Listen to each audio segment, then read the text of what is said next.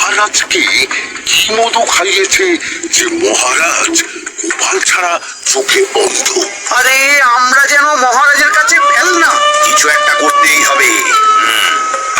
আমার মাথাটা গরম হয়ে যাচ্ছে। গোপালের মতন রাজসভার ময়লাকে যতক্ষণ না ফেলা যাচ্ছে ততক্ষণ আমার মাথা জ্বলন্ত কয়লা হয়েই চলবে। পণ্ডিত মশাইয়ের মাথায় একটা বুদ্ধি আছে মন্ত্রী মশাই। আপনি যদি সেই অনুযায়ী উচিত কাজ করেন তাহলে বেটা গোপালের কপালে দুর্গতির সীমা থাকবে না। কি বুদ্ধি?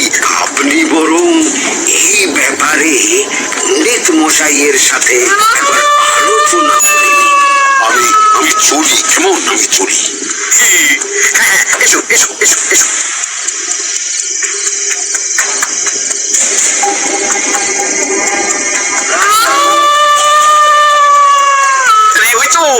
আমার পা হাত ঘটা আসছে, বেটাকে দিয়ে একটা কাজ করাতে হবে। এই কি মন্ত্রী মশাই, আপনি এখানে দাঁড়িয়ে কি করছেন? এই একটা গুরুত্বপূর্ণ ব্যাপারে কথা বলছিলাম। একটা কাজ করতে পারবি? কি কাজ করতে হবে বলুন মন্ত্রী মশাই। আমাকে একটু ঠান্ডা জল, পাতিলেবু আর পুদিনার পাতা দিয়ে শরবত বানিয়ে খাওয়াতে পারবি?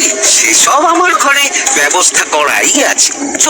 চলুন আমার সাথে চলুন। হ্যাঁ, চল।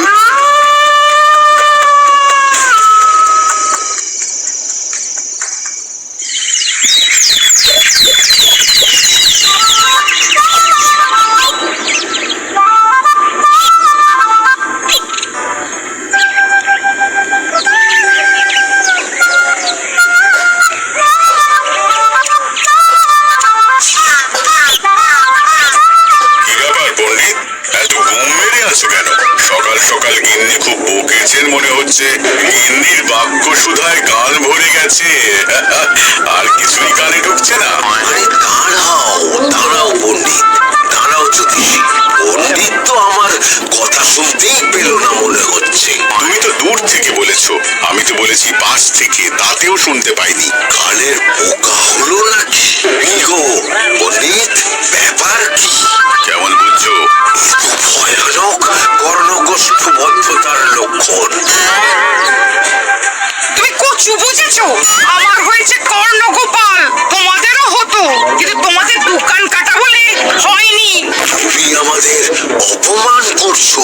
তোমাদের অপমান বোধ থাকলে কোনো শব্দই কানে ঢুকতো না, শুধু একটাই শব্দ কানে বাজতো, গোপাল গোপাল গোপাল। এবারে রাজসভায় কিভাবে হেনস্থা হতে হলো মনে নেই?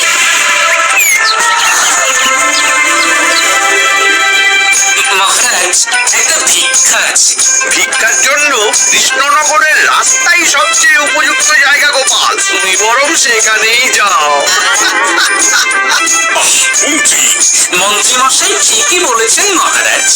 যে যার নিজের জায়গা থেকে কথা বলে। কুকুর বলে ভৌ ভৌ, বিড়াল বলে মিউ মিউ, কাক বলে কা কা। মন্ত্রীর ভিক্ষার জায়গা কৃষ্ণনগরের রাস্তা, গোপালের ভিক্ষার জায়গা মহারাজ কৃষ্ণচন্দ্রের দুয়ার। বাড়িতে পুজো আছে মহারাজ, খরচা অনেক, কিছু ঋণ আবশ্যক। যদি 100 মোহর। ঋণ তোমাকে আমি দিতে পারবো না গোপাল। পুজো উপলক্ষে তোমাকে আমি 100 মোহর দিলাম। মহারাজ, আমিও ঠিক এই কথাটাই বলতে যাচ্ছিলাম। আমরাও তাহলে বাড়িতে পুজো করব। পুজোর জন্য আমাদের অনেক খরচ, তাই যদি। অবশ্যই কত ঋণের প্রয়োজন খাজাঞ্চির কাছ থেকে নিয়ে নিও, সুদটা আমি মাফ করে দিলাম। মহারাজ, গোপালকে দান আর আমাদের ঋণ? কারণ তোমরা নিজেরা খাবে, কিন্তু গোপাল অন্যদের খাওয়াবে। গোপালের মতো মানুষের সঙ্গে থাকাই হলো রাজধর্ম। কিন্তু তাছাড়াও তোমরা হলে 80 যাই বেতন পাই দলের লোক। গত 1 বছরে তোমার কোন মন্ত্রণাদেশের কাজে এসেছে? কোন নতুন তত্ত্ব শুনিয়েছে? জ্যোতিষী কোনো অমোঘ ভবিষ্যৎবাণী করেছে? আর বৈদ্য 3 বছর ধরে আমার হাঁটুর ব্যথা সারাতে পারেনি। গোপালের ভাঁড়ে হাস্যরসের কখনো অভাব হয়নি। মনে আছে? আছে, কিন্তু করার তো কিছু নেই। আছে। কিছু ভেবেছো নাকি পণ্ডিত? তোমাদের মনে আছে মহারাজ মোহর দেওয়ার পর গোপাল সেদিন বলেছিল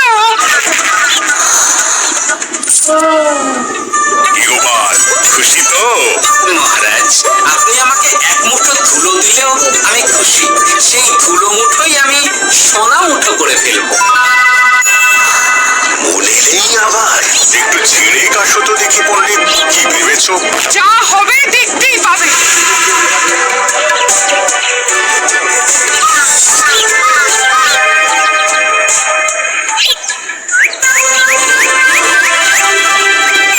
মহারানী জয় হোক, মহারানী জয় হোক।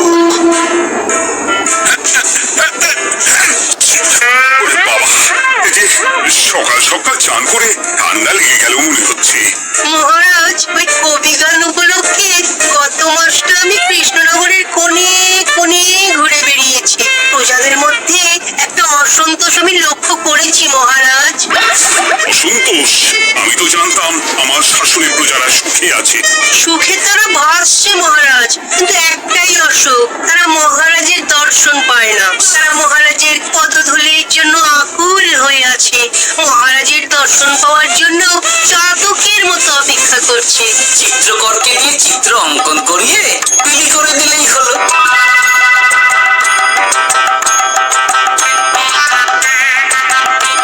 খুব ধুলো হয়েছে মহারাজ, কিন্তু এত ধুলো কালকে ঝড়ে ঢুকেছে ঝাড়ুদা।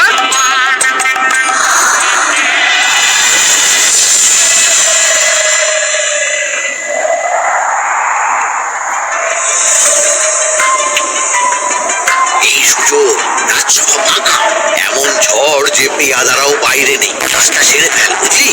কিরে, কাজটা কর।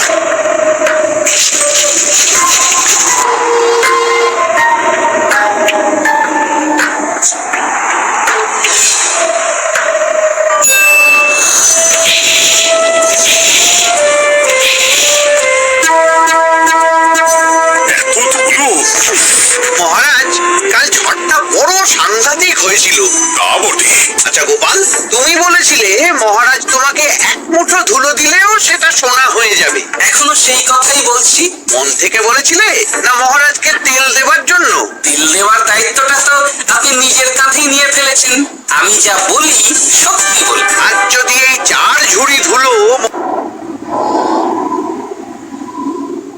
মহারাজ তোমাকে উপহার দেন, তখনও একই কথা বলবে? নিশ্চয়ই। মহারাজ, গোপালকে এই 4 ঝুড়ি ধুলো দেওয়ার হুকুম হোক। কি গোপাল, আমি তোমাকে যদি এই ধুলোর ঝুড়িগুলো দিই, তা থেকে সোনা আসবে নাকি? আসবে মহারাজ, মোহরের বস্তা আসবে। যদি না আসে, আপনি বলুন। তোমাকে কৃষ্ণনগর ছেড়ে চলে যেতে হবে। রাজি? আর যদি আমি পারি, তাহলে আপনাকে এই মন্ত্রীর চাকরি ছেড়ে দিতে হবে। কি রাজি? কি মন্ত্রী, রাজি? রাজি। গোপাল, রাজি মহারাজ।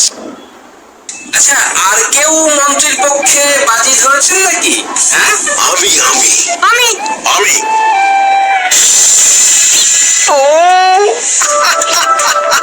গোপাল এবার যে মরণ কুয়োতে ঝাঁপিয়েছে, সেখান থেকে আর উঠে আসতে পারবে না। থেকে মোহরের বস্তা আসবে, এ হচ্ছে গোপালের উন্মাদ রোগের শুরু। দিমাগ দিমাগ, মহারাজের পিঠ চাপড়ানি পেয়ে পেয়ে গোপাল ভেবেছে যে ও সব কিছু করতে পারে। এবার শুধু সেই দিনটার অপেক্ষা, যেদিন গোপালকে উল্টো গাধায় চড়িয়ে কৃষ্ণনগর থেকে পার করে দেব।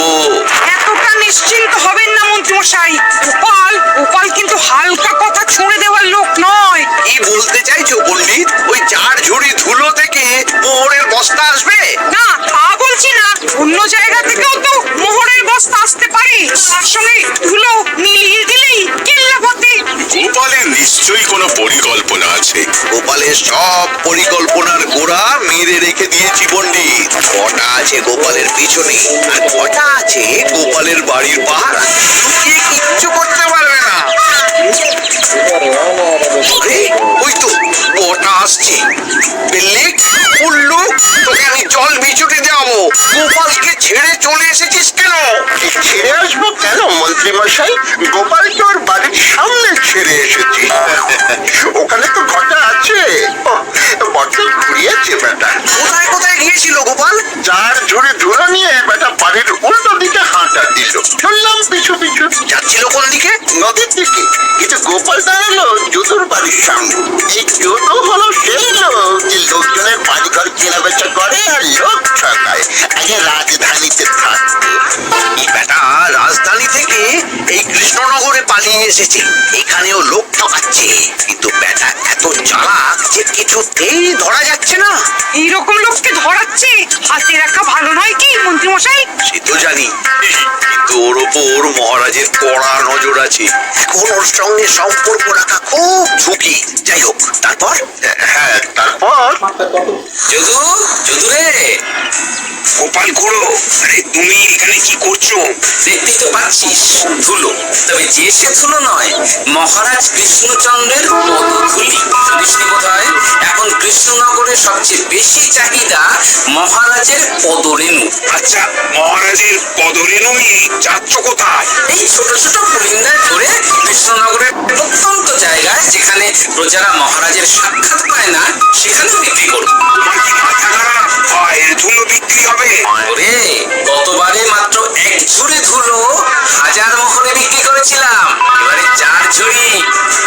শোনো, তুমি আবার বেগুনে বিক্রি করবে কেন? তোমাকে আমি বরং 10 মোহর দিয়ে দিচ্ছি, তুমি আমাকে এগুলো দিয়ে দাও, আর বিক্রি করে যা হবে তোমাকে এই 40 ভাগ দিয়ে দেবো।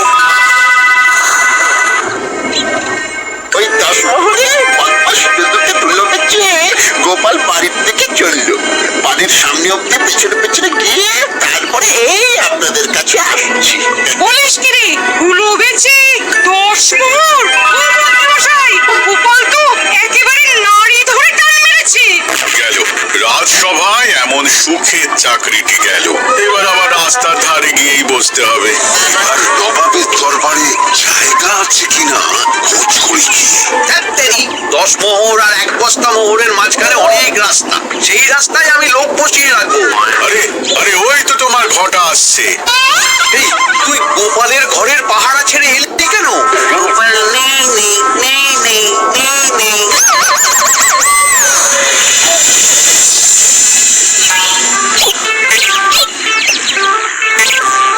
আরে, ভয় পেলি নাকি? না না না না না, ভয় পাবো কেন? শোন, তোকে পেয়ে আমার খুব ভালো হলো বুঝলি। তোকে আমার একটা কাজ করতে হবে। বলো বলো।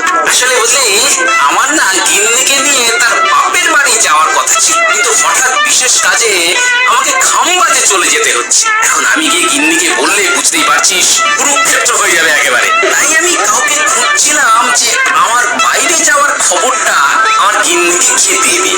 তুই পারবি বাবা ঘটা? ওরে বাবা, আরে, আরে, ভয় পাস না, তোকে গিয়ে মুখে কিছু বলতে হবে না। এই নে, এই চিঠিটা আমার বউকে দি।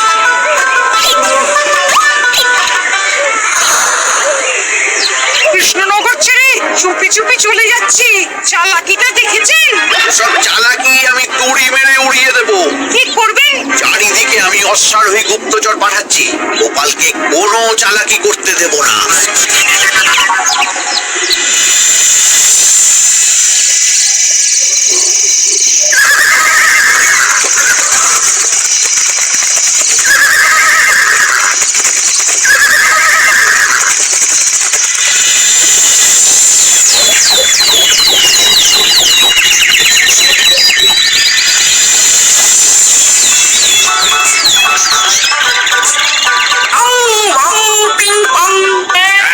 ওরে বাপ যে, এ আবার কি বলে? মানে বুঝতে পারিলে না? অং ভং পিং পং, অর্থাৎ এসো আমার নিকট বিদেশি জাদু শরবত আছে, ইহাতে তৃষ্ণা নিবারিত হয়, শক্তি বৃদ্ধি হয়, ঘুম ভালো হয়, সম্পর্কের উন্নতি হয়, জামা কাপড় ফসা হয়, শব্দ না করে সকাল সকাল কষ্ট পরিষ্কার হয়, মূল্য মাত্র 1 মোহর। বোঝো, ওইটুকু অঙ্গের মধ্যে এত কিছু? ঠিক আছে, তা দাও দেখি, আপাতত দেশটা তো একটু, বাকিগুলো পরে বোঝা যাবে।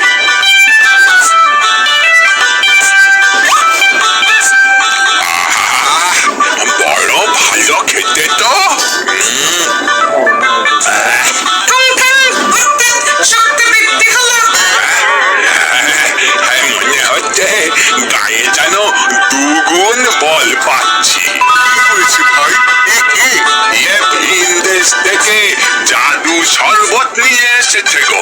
জাদু শরবত ভিনদেশ?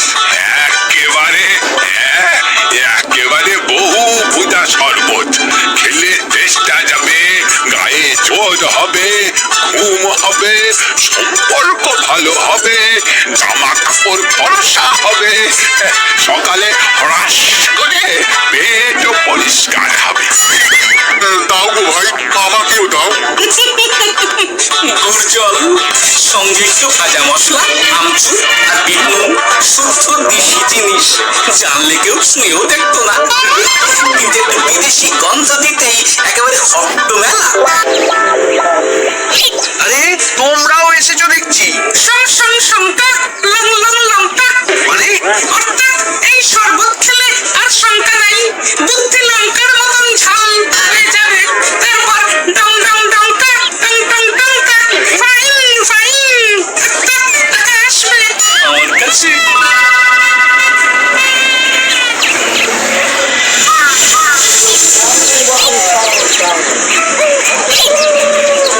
চপ চপ চপাং, ফট ফট ফটাং। অর্থাৎ উহাকে দৌড়িয়েছো কেন? বেটা চোর চোর অনেককে ঠকিয়েছে। অনেক দিন থেকে তককে তককে ছিলাম। এবার এই ধুলো নিয়ে মহারাজের পায়ের ধুলো বলে বিক্রি করছিল। একটা বেনামি চিঠিতে খবর পেয়ে বেটাকে ধরেছি। ব্যাং ব্যাং বিগ ব্যাং। অর্থাৎ বাহ বাহ বাহ বাহ। বেনামি চিঠিটা আমি দিয়েছিলাম বাবু। বাবা যদু, তুমি সেই রাজধানী থেকে কৃষ্ণনগর অব্দি মানুষকে অনেক খোল খাইয়েছো। তুমি এতদিন ঘুঘু দেখে এসেছিলে বাবা। এবার গোপাল নামক ফাঁদটা দেখলে। কতবার বলবো, এইসব ধুলো আমি গোপালের কাছ থেকে কিনেছি। যা বলার ওই বিচারের সময় মহারাজকে বলবি। চল চল চল চল চল।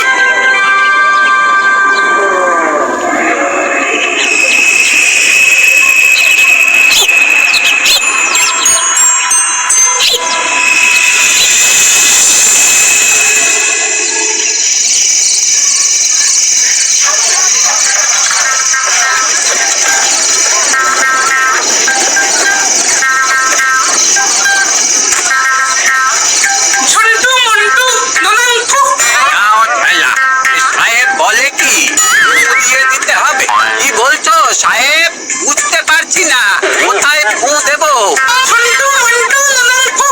অর্থাৎ লবণ আছে? আছে আছে সাহেব আছে। কত লাগবে? খন্ড ভরি আন্ডাকারি। অর্থাৎ যা আছে সব।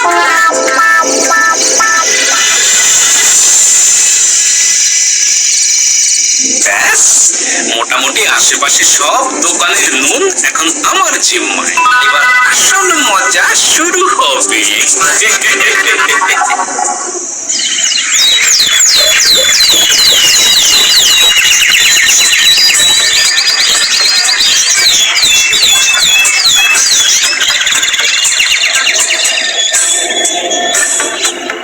নুন আছে? না হুজুর, গোটা কৃষ্ণনগরেই নুন নেই। ওই দেখো, পুরো রাজসভায় বাজারে জড়ো হয়েছে। শান্তমনা, শান্ত মন্টু। তুই আবার কি বলছিস রে বাবা? শান্তমনা, শান্ত মন্টু। অর্থাৎ জনগণ শ্রবণ করুন। নান্টু কান্টু, নুন কি নেবেন? আন্টু, আসুন আসুন। আমার আমার এক সের নুন লাগবে। কিন্তু অবশ্যই 100 লবণ, 10 মোহর। সের 10 মোহর? 10 মোহর। লইবেন না লইবেন না? না, নেব না। উত্তম উত্তম গন্ধ পিণ্ডে ভীষণ ভীষণ। অর্থাৎ টাকা হইলে নুনের বদলে গৃহিণীর প্রহার ভক্ষণ করুন। আমাকে আজকে নুন দিন। আমাকেও নুন ছাড়া বাড়ি ফিরলে গিন্নি ঘর ছাড়া করবে আমাকে। শুনলাম কৃষ্ণনগর থেকে নুন উধাও। আছে মহারাজ, আছে। কৃষ্ণনগরের সব লবণ আমার নিকটে আছে। 110 মোহর। এত দাম? দাম তো হবেই মহারাজ। লবণ ছাড়া রান্না কেমন হবে ভাবিয়া দেখুন।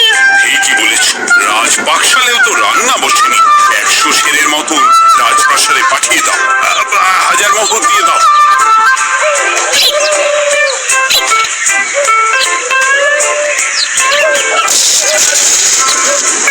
ব্যাস, 1 বস্তা মোহর হয়ে গেছে। বল, হ্যাঁ মহারাজ। গোপাল, যে 4 ছুরি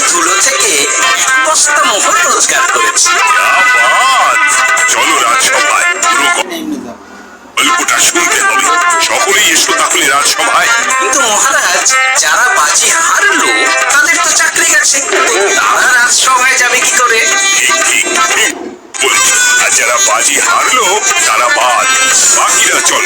এই সেরেছে, গোপাল তো আবার বাজি মেরে দিল। ও মহারাজ, আমাদের দেখুন, ও